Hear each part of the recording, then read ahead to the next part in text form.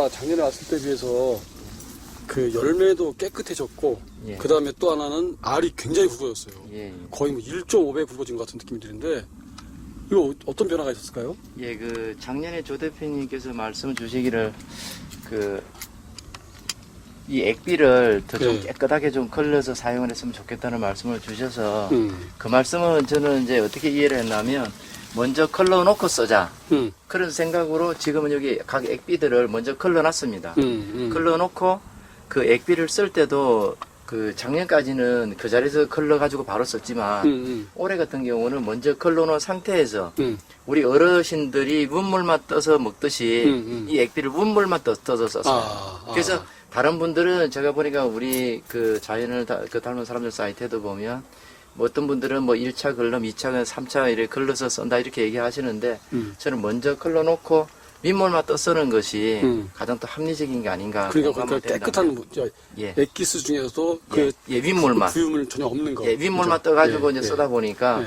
올해 같은 경우는 특히 이제 거기다가 그렇게 해서 썼지만 이 액비와 그 농약 방제를 할 때 따로따로 이원화해서 섞어 쓰지 않고. 예, 농약 방제를 할 때는 농약만, 자연 농약만. 예. 그다음에 이제 액비를 줄 때는 액비도 어. 이 나무 수세가 조금 약하다 싶으면 연면 시비를 했지만 대부분은 관주로 사진을 줬습니다.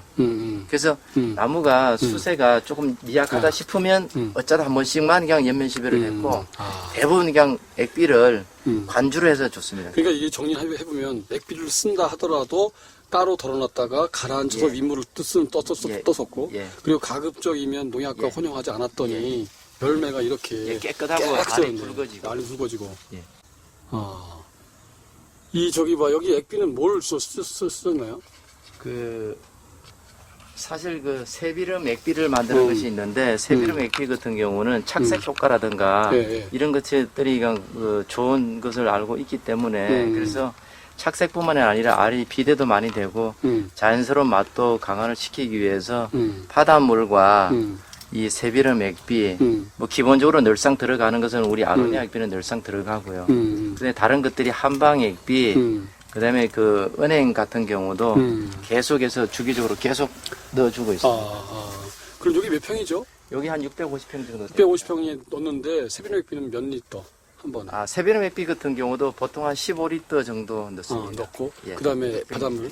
예, 바닷물 같은 경우는 이제 바닷물은 관주만 했고요. 예, 예. 올해 같은 경우 예. 따로 왜냐하면 우리가 그 자연 농약을 방제하시는 분들이 조금 고민을 해보시고 좀 사용을 해야 될 것이 저도 작년까지는 이런 생각을 미처 못했는데 올해 사용하면서 보니까 방제하는 기계가 무리가 오지 않는가.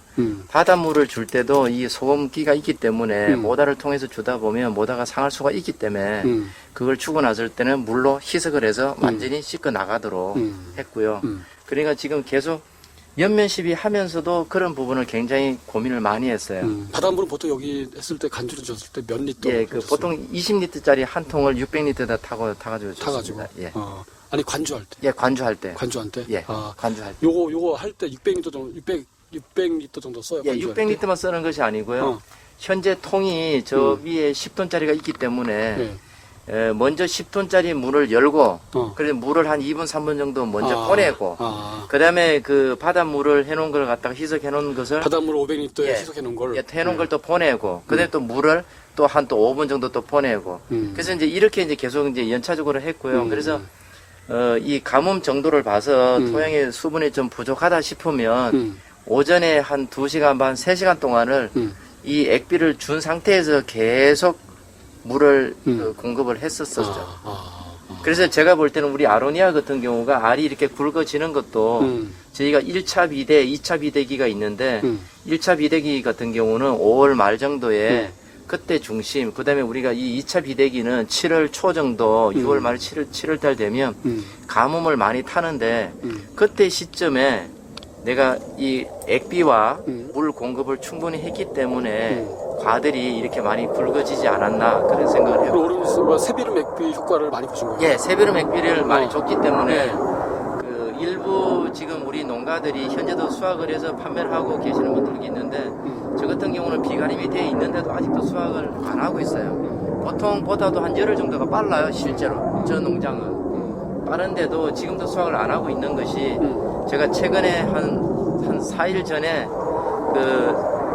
제가 잔류농약 검사를 하려고 사실은 알이 아주 뭐 좋은 것은 아니고 조금 못한 것들만 따가지고 하면서 당도 검사를 해봤더니 13브릭스에서 15브릭스까지 나오기 때문에 아직까지도 브릭스를 더 높일 수도 있지 않나 하는 생각에 아직도 하고 있지는 않습니다. 수확. 아까 말씀하신 묘목 키울 때 방제 방식도 동일하게 여기 적용하시나요? 예, 똑같습니다. 이 정도 크기 되는 것도 치파렐리도 괜찮습니까? 이 정도 되면 치기가 좀 불편하죠. 예. 왜냐하면 이런 정도는 7, 8일리 쓰기는 불편하고 이거보다 예. 묘목이 우리 허리춤까지 올 때까지는 7, 8일을 이용해서 방제를 하시면 굉장히 효과적인 것 같습니다. 근데 이거를 그냥 찜통으로 하시는 거네요? 아니 찜통이 아니라 이거는 고압 고압, 분무기를 가지고 고압 분무기 사실 하는데 예. 잠깐만요. 지금 열상 이렇게 걸려 있는데 여기에 꽂으면 네.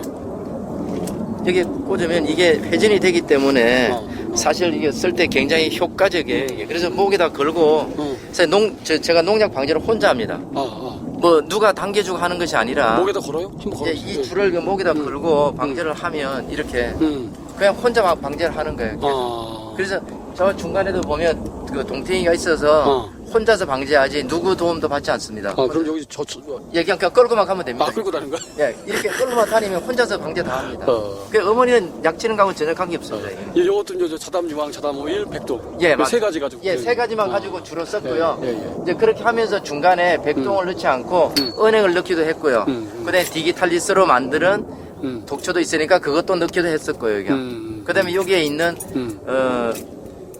소리쟁이하고 특히 그 미국 자리곰 같은 경우 그것도 조금씩 넣어가지고 했고요. 그냥. 그 소리쟁이나 미국 자리곰 같은 경우에는 액비로 담은 거? 예, 액비로 담아놓은 거. 작년에 봤을 짬뽕. 예. 그래서 지금도 그 통을 뭐 좀 이따 보시면 전혀 벌레들이 없음을 볼 때 그럼 작년에는 세분의 액비를 안 쓰셨나요?